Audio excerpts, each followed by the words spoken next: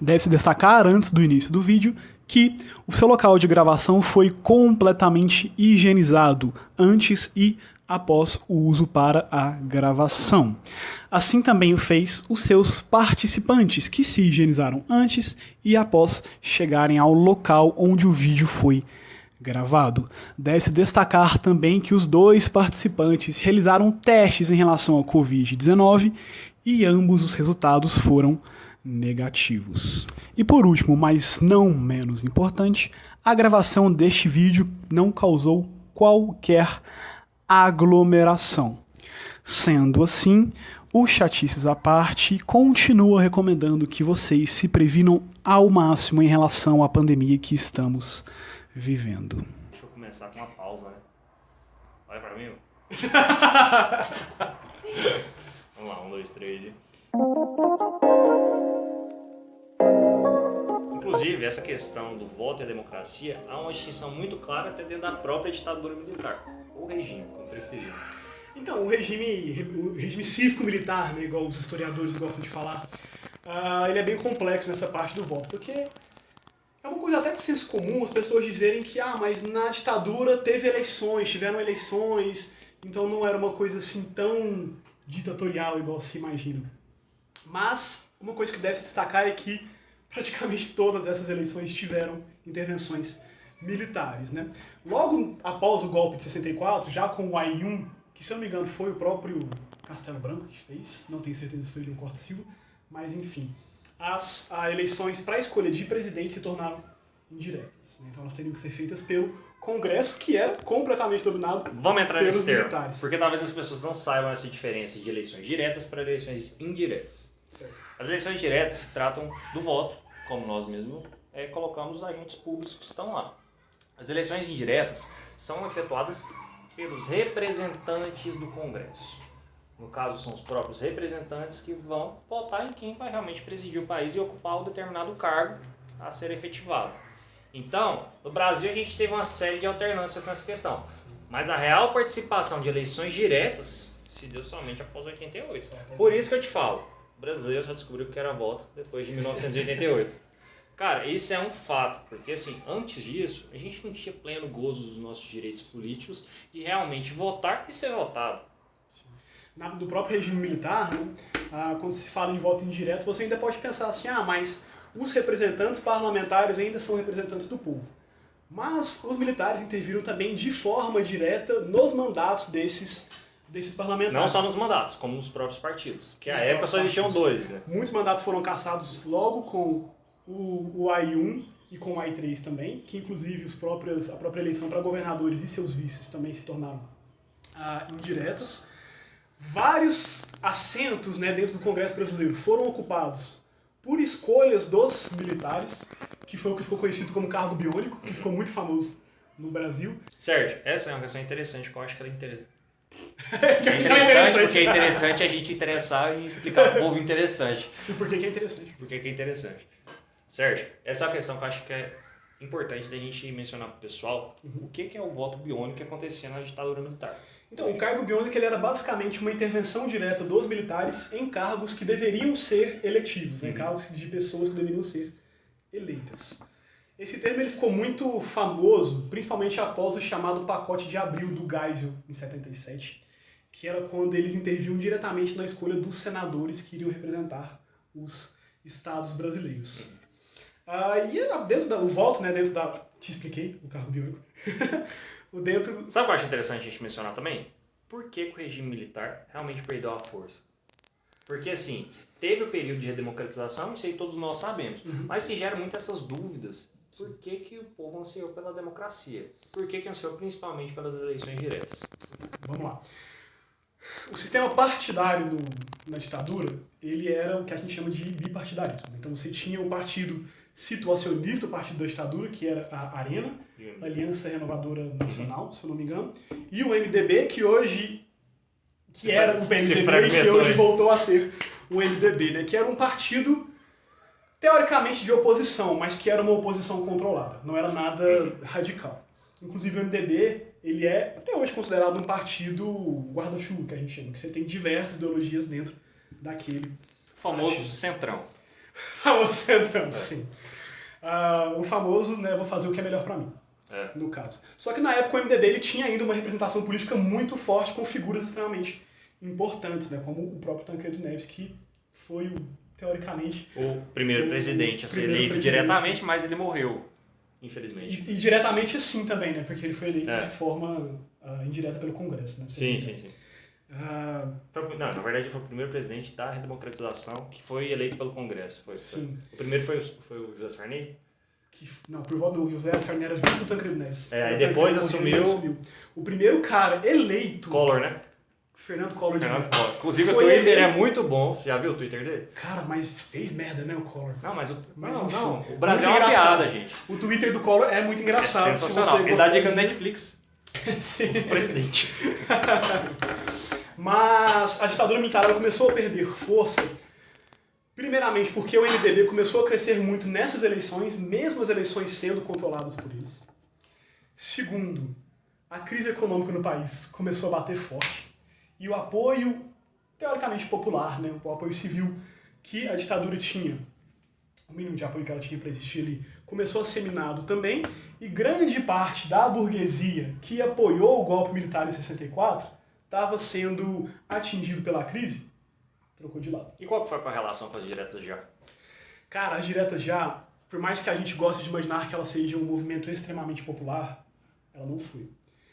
Ela se iniciou basicamente no parlamento com a proposta do Dante de Oliveira da emenda pelas diretas já no ano nas eleições de 85, se eu não me engano. A proposta é de 84.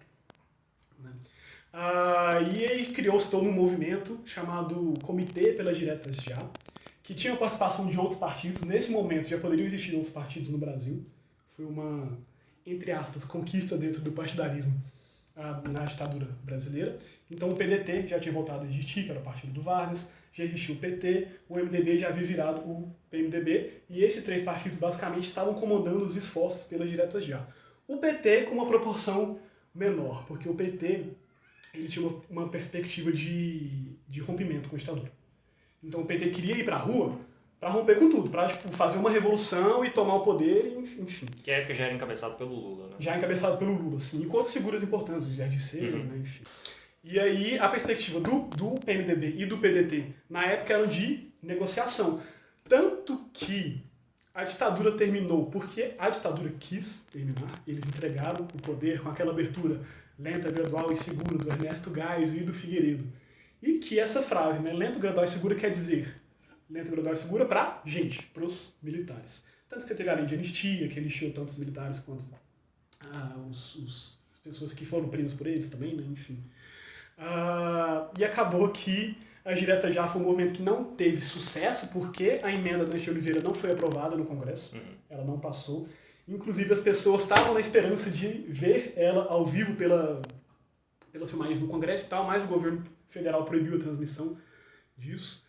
Foi assim, tem muita gente que gosta de falar que foi a festa do nacionalismo brasileiro, da democracia. Bom, infelizmente nessa parte do vídeo tivemos alguns problemas técnicos, mas para finalizar a conversa nós estávamos dizendo que por mais que diversas vezes as diretas já sejam tratadas como um movimento extremamente popular e que teria despertado um certo nacionalismo do povo brasileiro, na verdade foi um movimento comandado por parlamentares que já eram pessoas poderosos, digamos assim, que se utilizaram da rua para conseguir provar o seu argumento e conseguir passar a proposta do Dante de Oliveira no Congresso. Como já foi dito, a proposta não foi passada não foi passada, ficou estranho, mas enfim, a proposta não passou no Congresso e a reabertura, a redemocratização do Brasil foi feita da forma negociada que o PDT e o PMDB gostariam e foi a forma que ocorreu. Tanto que o primeiro presidente realmente foi o José Sarney, que era vice do Tancredo Neves, que teria sido presidente, que foi o presidente eleito, perdão, mas que faleceu antes de assumir o cargo, e o próprio José Sarney tinha ligações com a Arena, que era o partido da ditadura. Então o primeiro presidente, teoricamente democrático, pós-ditadura no Brasil, tinha ligações com o regime militar. Então vamos lá, Sérgio. Eu acho que deu pra gente entender principalmente a progressão e principalmente as perspectivas que o voto trouxe com a Constituição. Acho interessante a gente fazer essa reflexão, porque assim, a gente está num período muito difícil, primeiramente pela pandemia, e principalmente por essas crises institucionais que a gente viu, principalmente a gente definiu uma coisa, a gente precisa definir bons governantes, porque em períodos de crise são quem vai nos representar. Qual que é a sua opinião assim, da questão e dessa real importância do voto e principalmente do esclarecimento?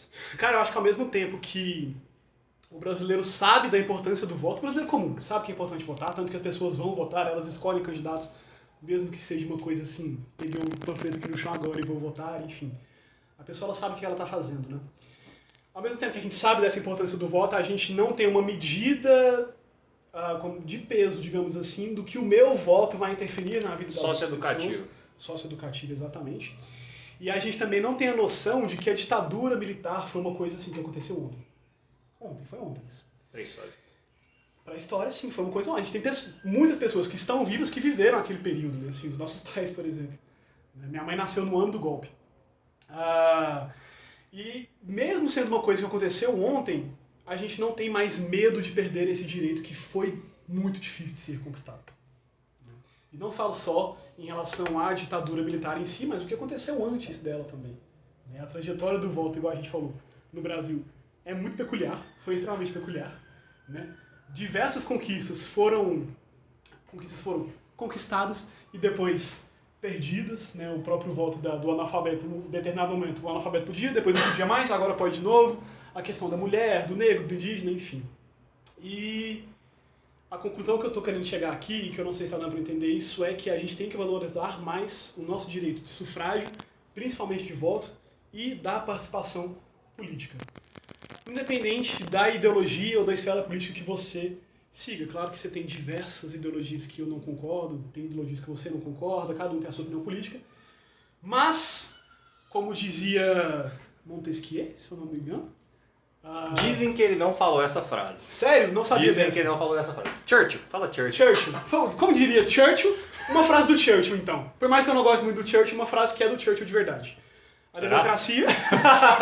Fica a dica. A democracia é o melhor dos piores sistemas do mundo. Né? Então, assim, eu acho que, por mais que ela não seja perfeita, a gente tem que lutar para que ela continue existindo. Né? E como diria a frase que dizem que pode ser do Montesquieu, você pode falar, e vou parafrasear ela, tá? Você pode falar a maior merda do mundo, eu posso não concordar com nada que você está falando, mas eu vou lutar até o final pelo seu direito de falar aquilo. Dizem que essa tá frase é do Voltaire também, eu já ouvi boatos, assim, posso estar falando merda porque eu sou do direito, não sou da história. A gente pode colocar assim, a frase e escrever embaixo, de algum filósofo. Boa. A gente vai colocar aqui, bem aqui no final do vídeo. Vamos voltar aqui. E outra coisa, assim, obviamente, né?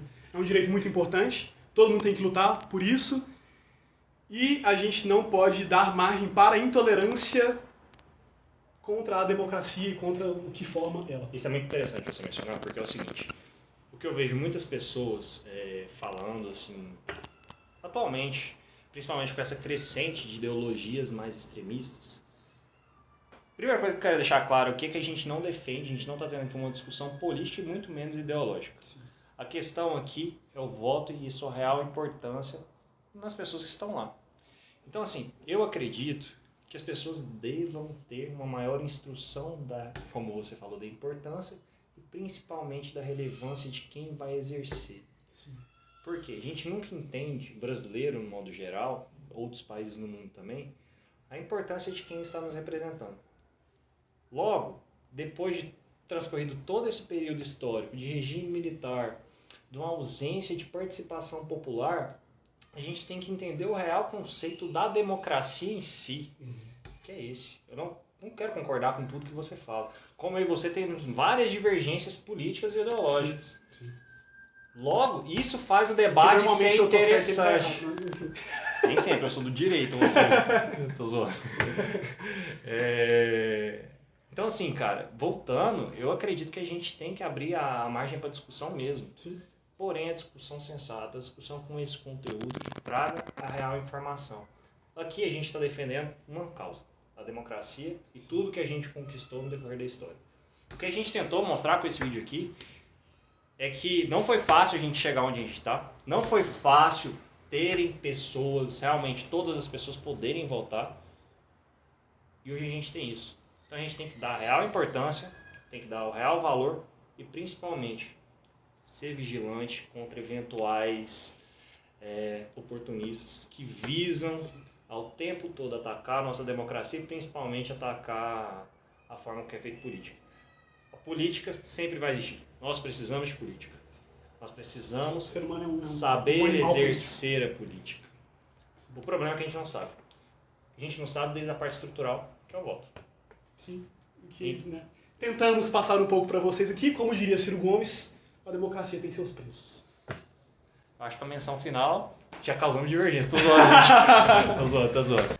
Então é o seguinte, gente. A conclusão que a gente chegou aqui é a importância do voto e o quão vocês devem pesquisar e principalmente ser vigilante com o candidato que vocês estão votando. Eles representam os nossos interesses. Ou seja, nós devemos ter uma democracia plena com plena representatividade.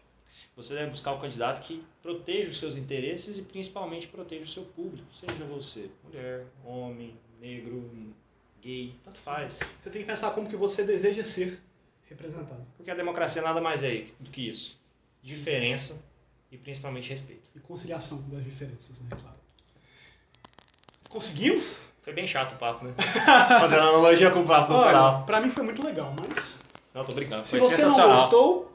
Dá um like. Se você gostou, você dá um like. Se você não gostou, dá um like, você também dá um like, mas aí você pode comentar o que você não gostou e tal, mas o importante... E compartilhar, né?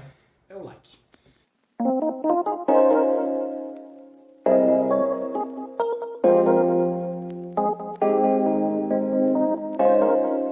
Mas, chatice da parte, eu queria agradecer demais o Ebert por ter me ajudado aqui no vídeo de hoje. Você quer mandar algum recado? Gente, quero agradecer o Sérgio, foi muito massa aqui o debate. É porque vocês não viram todo o debate, mas foi muito interessante assim, a gente trazer alguns temas que são atuais e principalmente que trazem mudanças de fato na nossa sociedade. Eu acho que é muito interessante o projeto que você faz e a forma que você conduz de trazer realmente questões científicas e principalmente questões sociais. Eu acho que é o principal meio de mudança da sociedade, é pessoas como você divulgar a ciência e principalmente ser ativo nessa questão. Porque não adianta você estudar e você pesquisar. Você tem que passar para a sociedade e retribuir para a sociedade. Essa é uma das formas de retribuição que eu acredito que você encontrou e que é muito louvável. Vou ter que finalizar agora, que eu fiquei um pouco emocionado. Não chore, cara. Então, no mais, tchau. Abraço.